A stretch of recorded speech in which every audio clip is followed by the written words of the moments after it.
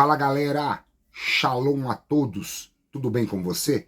Eu te espero encontrar neste dia bem fisicamente, bem espiritualmente e bem mentalmente. Seu amigo Josh Yosef e você está comigo no Papo com o Yosef. Você que ainda não é inscrito no nosso canal, se inscreva aí no canal, indique aí o nosso canal para os seus amigos, compartilhe aí os nossos vídeos nas suas redes sociais, curta esses vídeos, comente esses vídeos, deixa aí a sua sugestão, uma dúvida, um assunto que você queira que nós tratamos aqui no canal e nós vamos juntos apregoando a palavra do Senhor e Salvador Jesus Cristo. Deixando um lembrete aqui para você, não esqueça de participar lá da web rádio aserviçodecristo.com.br. Eu creio que essa programação vai falar sobre o seu coração. E sobre o assunto de hoje, vamos falar um pouquinho sobre alguns requisitos para o pregador e como montar um bom sermão. Sem perca de tempo, roda a vinheta.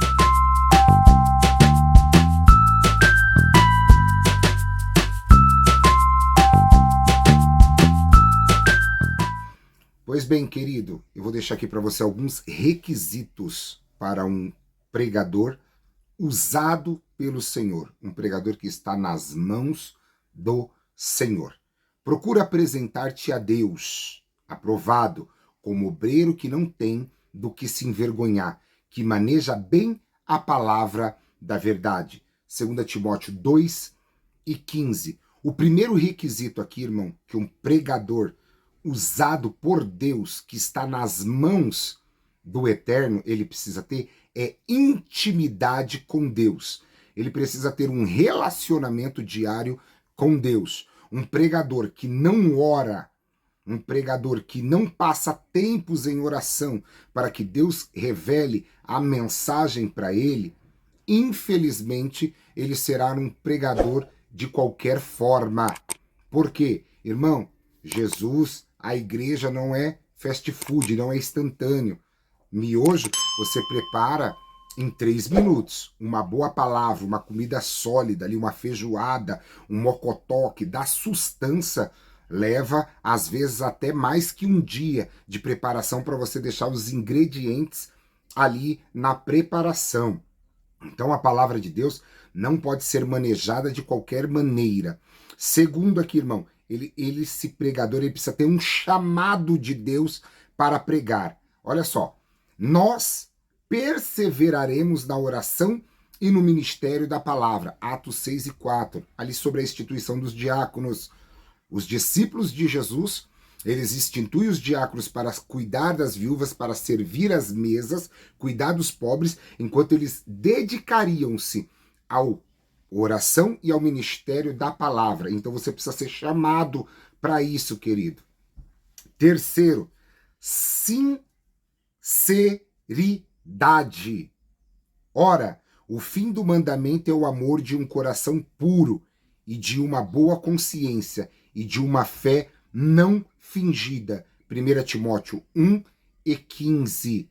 Querido, nós não podemos subir ao altar do Senhor com fingimento, ou querendo se aparecer, querendo ter status.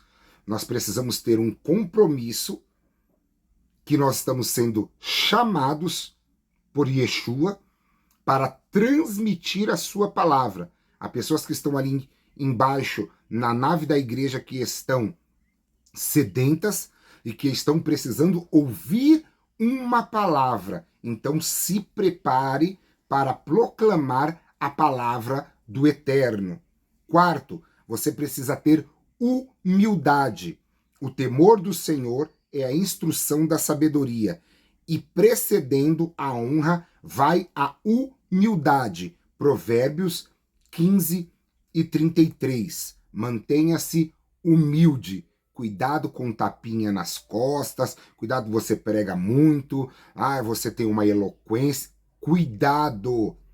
O elogio, ele pode ser bom, mas ele pode fazer que nós criamos asa.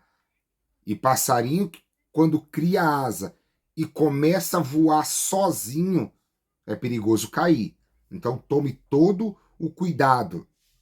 Quinto requisito aqui, querido. Você precisa ter um entusiasmo. Está lá em Filipenses 1:14. Você precisa ter um entusiasmo por aquilo que você está fazendo. Se você se apresentar diante a plateia, sobre o altar do Senhor, as pessoas que estão ouvindo triste, cabisbaixo, a sua mensagem vai ser cabisbaixa, querido. Sua mensagem vai ser triste. Então, como é que o Espírito Santo vai poder contagiar a igreja? Se a própria Bíblia nos diz que na presença do Espírito Santo até a tristeza salta de alegria.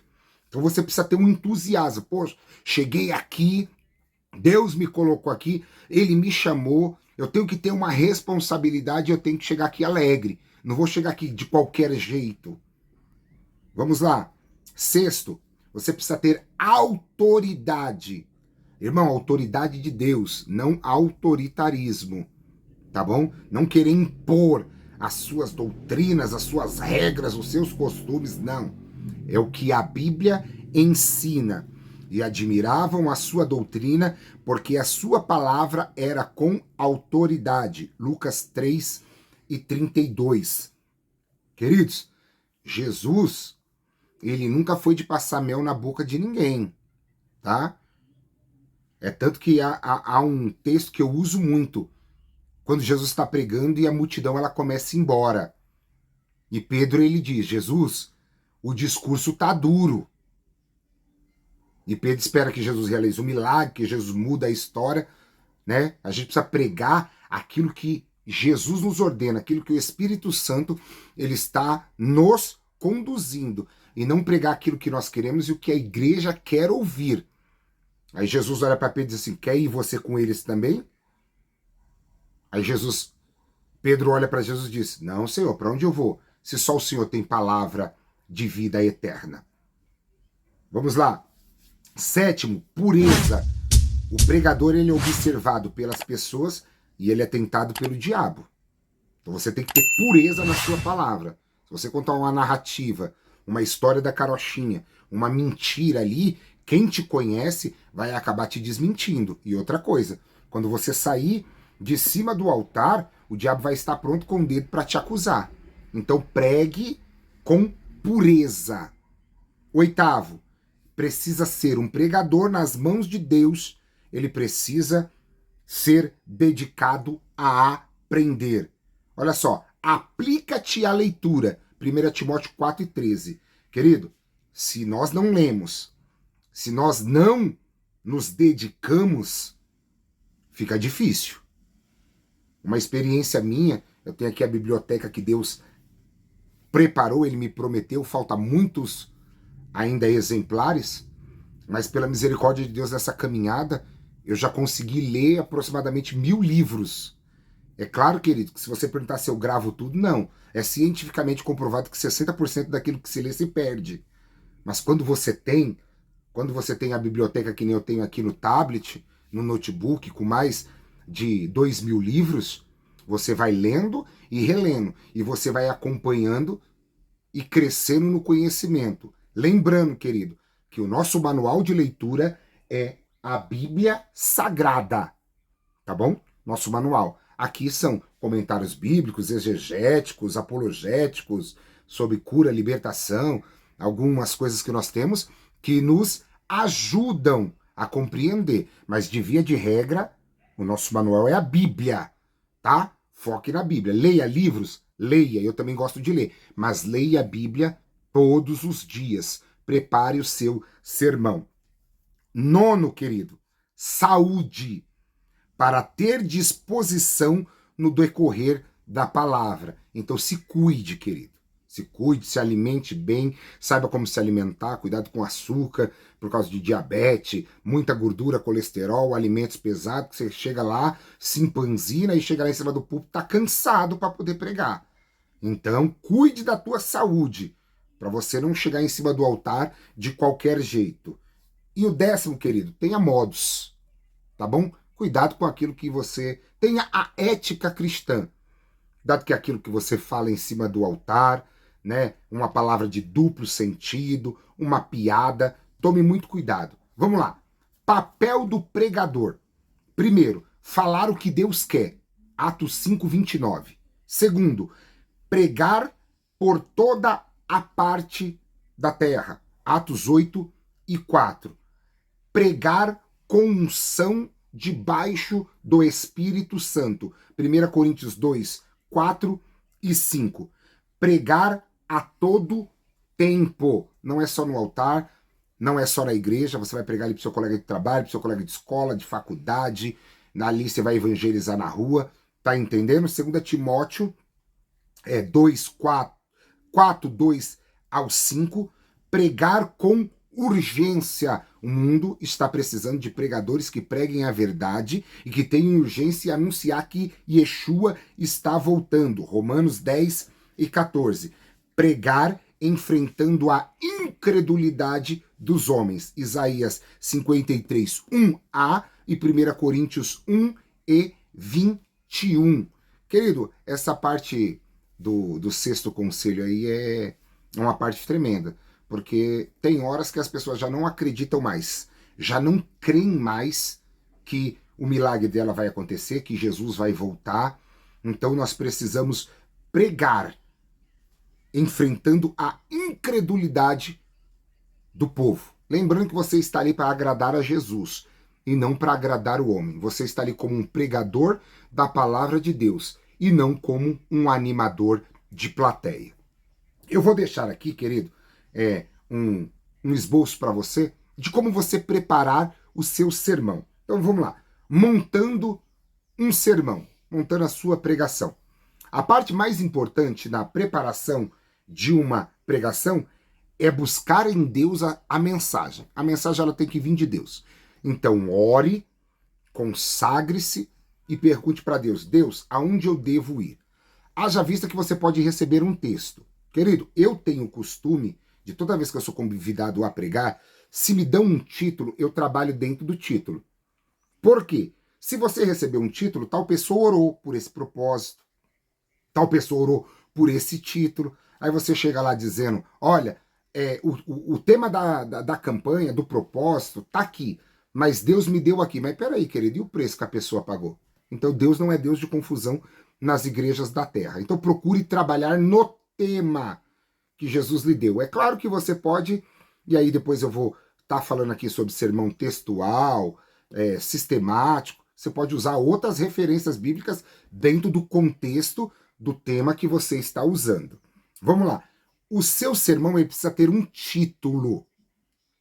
Dado um título para o seu sermão, você vai aplicar o texto que você está usando. Vamos dizer que eu vou ministrar sobre Jó primeiro. Então eu posso dar um título um tema para essa mensagem, né? O título: A Agonia de Jó.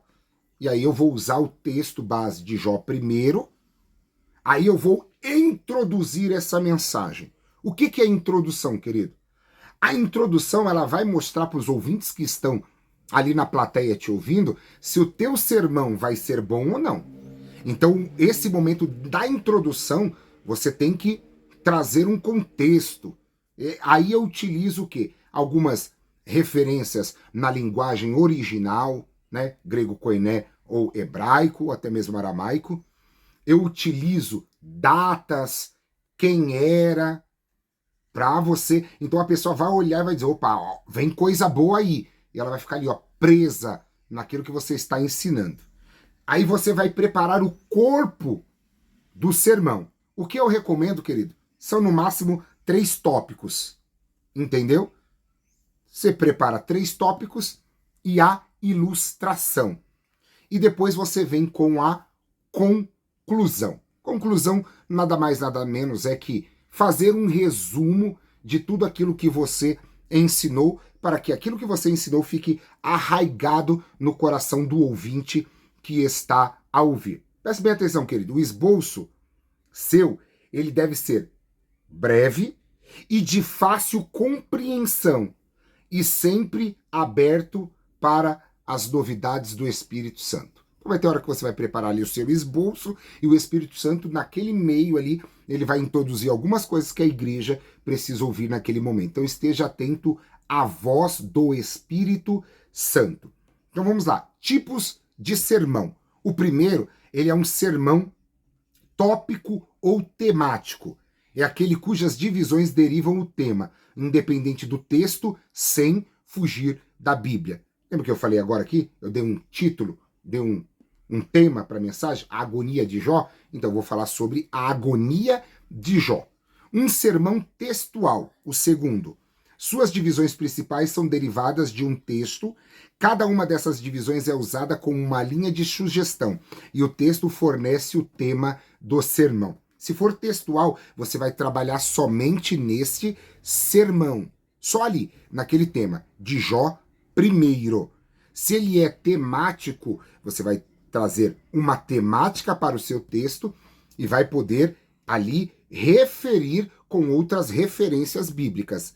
E o terceiro é o sermão expositivo. É aquele que é uma porção mais extensa das Escrituras. É interpretada em relação a um tema ou assunto, provendo diretamente da passagem. E o esboço consiste em uma série de ideias progressivas que giram em torno de uma ideia principal. Ou seja, aqui no sermão expositivo, é aquilo que eu posso falar também de sermão sistemático. Eu não vou falar somente da agonia de Jó. Eu vou falar sobre a agonia na Bíblia. Eu uso como texto base, como referência, o texto de Jó, e aí eu vou caminhar lá de Gênesis a Apocalipse, trazendo uma exposição da agonia de um homem, usando como referência Jó, dentro da Bíblia Sagrada. Até aqui tudo bem? Qualquer dúvida, comenta aí, hein? Comenta aí, deixa a sua dúvida e vamos juntos aprendendo. Qual é o propósito da pregação? Primeiro, querido, ensinar a doutrina de Cristo. Segundo, exortar a igreja, quem está ouvindo. Terceiro, instruir. Precisa ensinar para que a pessoa saia daquele mundinho que ela está vivendo de erro e venha para o caminho certo. Quarto, precisa motivar a pessoa a tomar uma ação. Vamos dizer que a pessoa está enferma. Não é você não é motivacional de ninguém. É o sermão. Você não é animador de plateia, você é pregador. Então a pessoa está achando ali que ela está com a enfermidade, que essa enfermidade vai levar à morte, e aí você traz um texto ali do Segundo Testamento, nos Evangelhos, que fala muito sobre cura de Jesus. Então esse texto vai motivar essa pessoa a ir orar, a jejuar, a buscar a sua cura. O sermão, o texto, e não eu e você, tá bom? Quinto, o sermão ele precisa encorajar a igreja a prosseguir rumando em direção ao céu. O propósito, o que esperamos que aconteça no ouvinte como o resultado de ouvir o sermão. Nós esperamos que a palavra adentre sobre o coração dele e ele possa aplicar esta palavra. É como nós vemos na Bíblia a espada de dois gumes, né? O que é a espada de dois gumes? Ela corta aqui e corta aqui. Interpretação e aplicação. Eu interpreto a Bíblia e aplico ela na minha vida. Deus abençoe a vida de cada um dos irmãos. Lembrando você, não deixe de curtir os nossos vídeos, deixa uma chuva de like aí, não deixe de comentar, se inscreva no canal se ainda não é inscrito, compartilhe os nossos vídeos aí nos seus grupos, nas redes sociais e vamos juntos pregando o Evangelho de Cristo. Shalom Lekulam.